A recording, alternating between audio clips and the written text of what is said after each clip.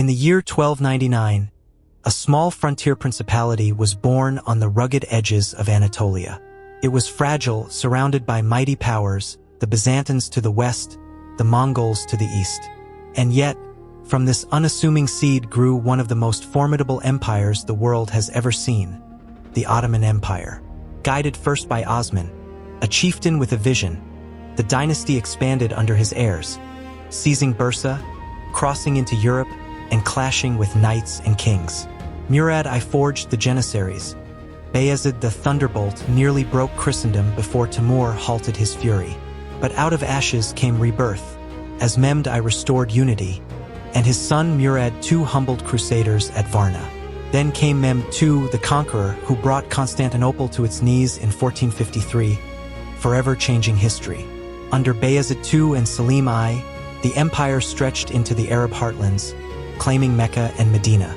And at last, Suleiman the Magnificent raised the Ottomans to a golden age of unmatched power, law, and culture. Yet even as glory soared, shadows gathered. Selim II fell at Lepanto. Murad III was locked in endless wars.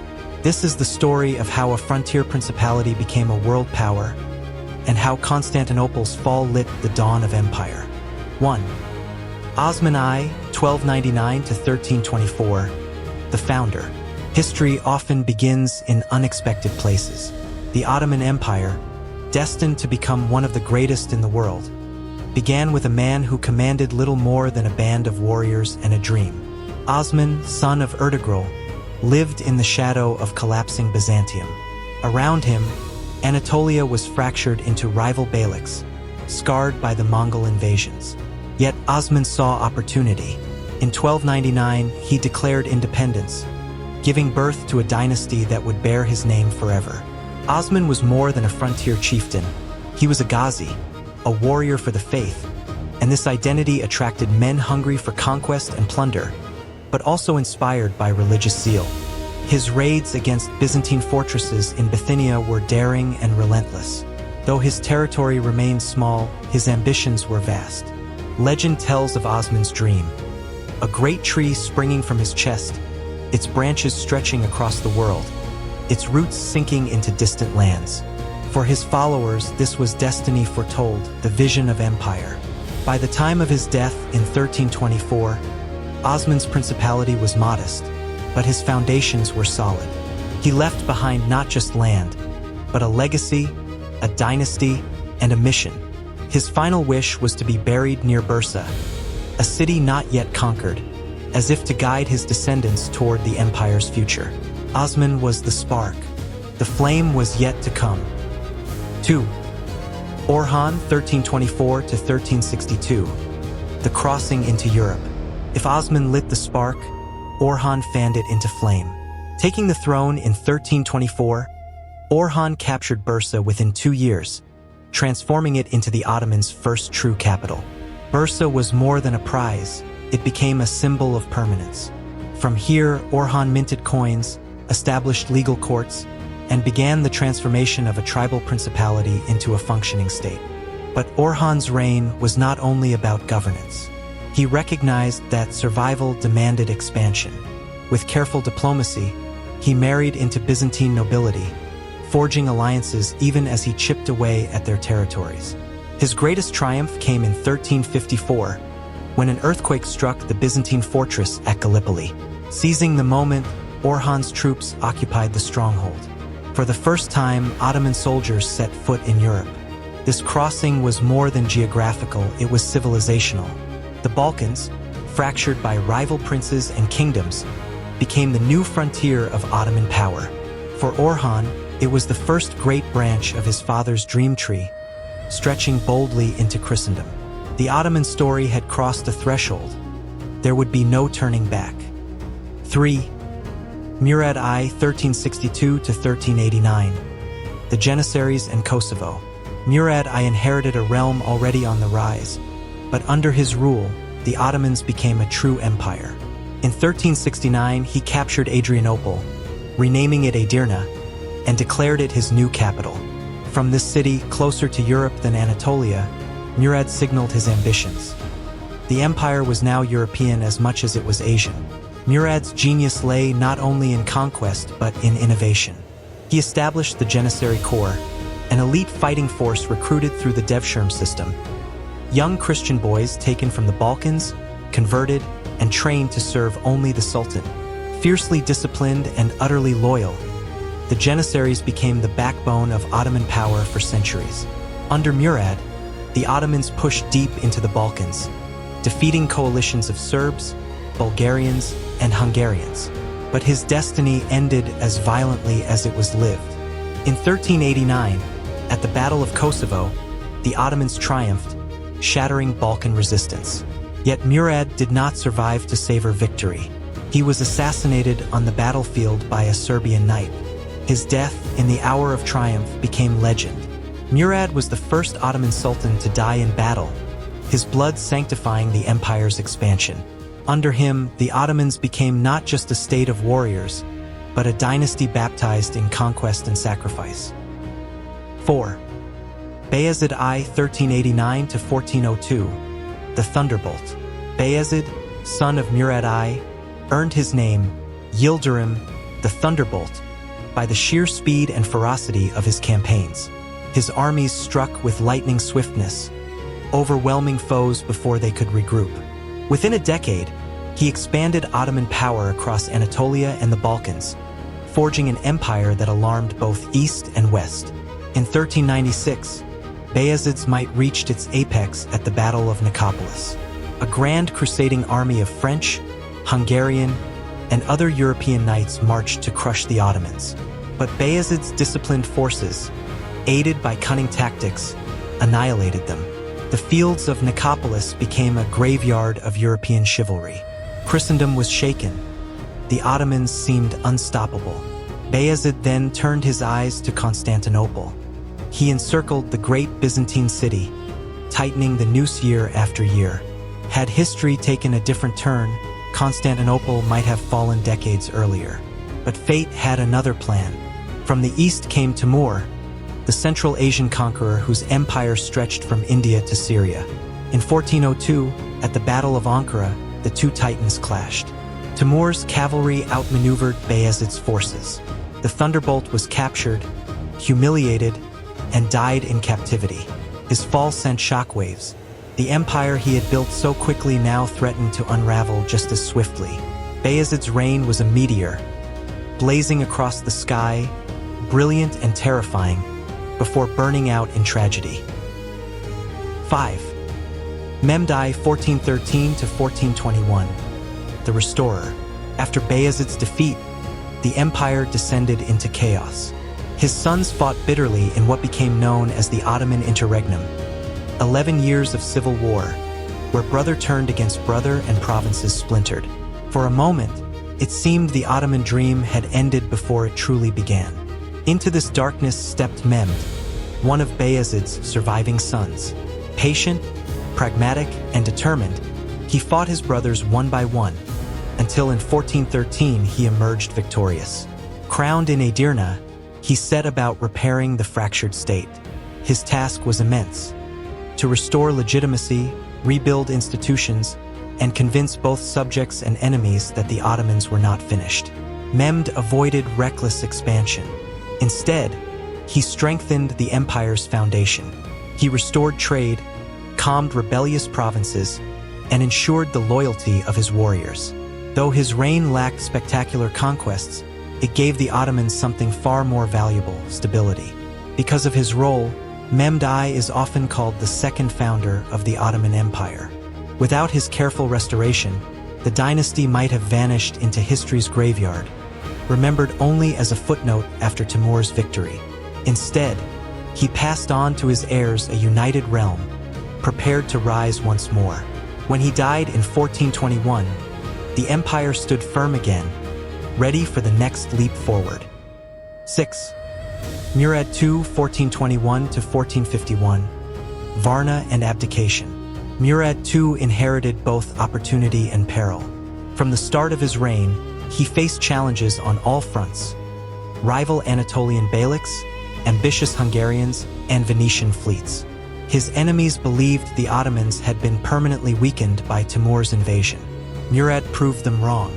His reign was marked by constant campaigns, yet also by personal complexity. Twice, Murad abdicated the throne, once in 1444 to his young son Mehmed. But when danger loomed, he returned, for the empire still needed his seasoned leadership. The defining moment of his reign came at the Battle of Varna in 1444. A grand crusade, blessed by the Pope and led by the King of Poland and Hungary, swept into the Balkans. Murad's army met them in a decisive clash. With discipline and ferocity, the Ottomans crushed the Crusaders. King the Ladislaw himself fell in battle, his head mounted on a pike. Christendom's hopes of halting Ottoman expansion were shattered once more. Yet Murad was not only a warrior. He rebuilt administration, patronized culture, and prepared his son Mehmed for greatness. When Murad died in 1451, he left behind not just a strong empire, but a clear path for the young sultan who would follow. That heir was Mehmed II, the man destined to capture Constantinople. 7. Mehmed II, 1451 to 1481. The conqueror. In 1451, a young man of only 19 ascended the Ottoman throne. Few in Europe took him seriously. His father, Murad II, had been a seasoned warrior, but this boy Mehmed seemed untested, inexperienced, perhaps even weak. They underestimated him. History would not. From the moment he regained the throne, Mehmed's eyes were fixed on one prize: Constantinople. The ancient city had resisted countless sieges. It was the jewel of Byzantium, the gate between East and West. If Mehmed could take it, the world would never look the same. In 1453, he made his move. He built a massive fortress, Rumeli-Hizari, to strangle the Bosphorus. He gathered armies from across his empire and cast the largest cannons the world had ever seen. For weeks, the thunder of artillery shook Constantinople's walls. Then, on May 29th, after relentless assault, the Ottomans broke through. The Byzantine Empire, over 1,000 years old, was no more. Mehmed rode into Hagia Sophia, transforming it into a mosque, but sparing the city from slaughter. He declared Istanbul the new Ottoman capital, a bridge of civilizations. From that moment, the Ottomans were not merely a rising power, they were the empire of destiny. But Mehmed's story did not end at the city's walls. He pressed onward into the Balkans, into Anatolia, even dreaming of Rome itself. He restructured the empire, codifying laws, welcoming scholars and architects, and commissioning monumental works that reshaped Istanbul. He became not only Fatih, the conqueror, but a builder, a lawgiver, a ruler whose ambition rivaled Alexander the Great. When he died in 1481, the world he left was utterly changed. He had closed the Middle Ages and opened a new era. Mehmed II was not simply a conqueror of cities. He was a conqueror of history. 8. Bayezid II, 1481 to 1512. The consolidator. Following the titanic figure of Mehmed II was no easy task. Bayezid II, his son, inherited an empire vast and powerful, but also restless and strained by ceaseless campaigns. Where his father expanded, Bayezid consolidated. His reign was quieter, but no less vital. Bayezid sought stability. He focused on internal administration, strengthening justice, taxation, and provincial governance. He reduced unnecessary wars, preferring diplomacy over bloodshed. Under him, trade flourished and cultural life blossomed. His court became a haven for artists, poets, and scholars. One of his most enduring legacies was his decision in 1492 to welcome Jews expelled from Spain during the Inquisition. Ottoman ships carried them to safety, and Bayezid is said to have remarked that Ferdinand of Spain had impoverished his own country while enriching the Ottomans. These refugees brought skills, networks, and knowledge that invigorated Ottoman commerce and science. Yet Bayezid's reign was not without tension. His two sons, Ahmed and Selim, fought bitterly for succession. Bayezid, aging and weary, tried to balance their ambitions, but in the end, it was Selim, the fierce, ruthless prince, who seized power. Pressured by his own Janissaries, Bayezid abdicated in 1512. His departure marked the end of a stabilizing era and the beginning of a storm. Bayezid II may not have conquered new lands like his father, but he ensured the empire's foundations were strong. Without his steady hand, the Ottomans might have collapsed under the weight of their own conquests. Instead, he handed to Selim a realm prepared for transformation into the spiritual and political heart of the Muslim world. 9. Selim I, 1512 to 1520. The grim Sultan, Selim, son of Bayezid II, entered history with a reputation both feared and unforgettable. Known as Yavuz, the Grim, his rise was marked by ruthlessness. He forced his father to abdicate, eliminated rival claimants, and established himself as a ruler who would tolerate no challenge to his authority. Selim's reign, though brief, only 8 years, was transformative. He looked east and south, away from Europe, recognizing that the Ottoman destiny stretched across the Islamic world. In 1514, he confronted the Safavid Empire of Persia at Calderon. The battle was decisive. Ottoman gunpowder and artillery shattered Safavid cavalry, halting the spread of Shirai influence into Anatolia. But Selim's greatest achievement came soon after. He turned his armies towards Syria and Egypt, where the once mighty Mamluks still ruled. In a series of rapid campaigns, Selim crushed them. By 1517, Cairo had fallen, and with it the keys to the Islamic holy cities, Mecca and Medina. This conquest was more than territorial, it was spiritual. The caliphate, the symbolic leadership of the Muslim world, passed into Ottoman hands. For the first time, the Sultans of Osman were not merely emperors, they were protectors of Islam's holiest shrines. Selim embraced this role with austere pride, strengthening the empire's legitimacy across the Muslim world. Yet Selim was not remembered for gentleness. He ruled with iron severity, suppressing dissent with merciless efficiency. His eyes burned with ambition, and many believed he dreamed of conquering all of Arabia, perhaps even beyond. But his health faltered, and he died suddenly in 1520. Selim left behind a vastly enlarged empire, stretching from Anatolia to Egypt, from the Black Sea to the Red Sea. More importantly, he left a new identity: the Ottoman Empire as both temporal power and spiritual guardian. His son would inherit this mantle and lift it to heights the world had never seen. 10. Suleiman I, 1520 to 1566. The Magnificent. If Selim was the empire's hammer, his son Suleiman became its crown. Ascending the throne at 26, Suleiman I, Kenyuni, the lawgiver, the Magnificent, would preside over the empire's golden age. From the very start, his reign was one of audacity. In 1526, his armies swept into Hungary, annihilating the Hungarian nobility at the Battle of Mohacs.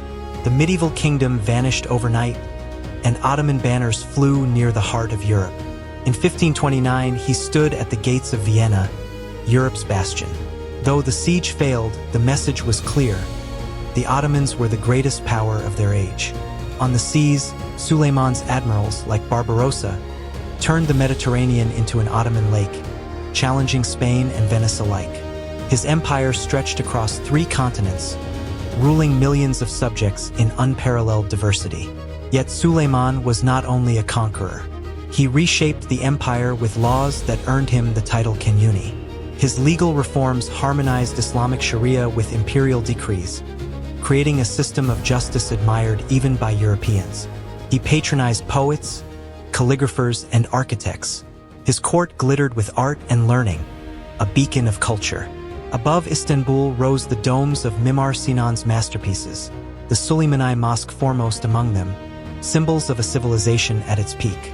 Suleiman's personal life also shaped history. His love for Hurrem Sultan, known in the West as Roxolana, broke precedent. She became his legal wife and wielded enormous influence, reshaping court politics and setting the stage for the future role of the harem. By the time of his death in 1566, during a campaign in Hungary, Suleiman had reigned for 46 years. He left behind an empire unmatched in its breadth and brilliance, feared by its enemies and admired by its subjects. This was the zenith of Ottoman glory, the moment when East and West alike bowed to the shadow of Suleiman the Magnificent. 11. Selim II, 1566 to 1574, the turning tide.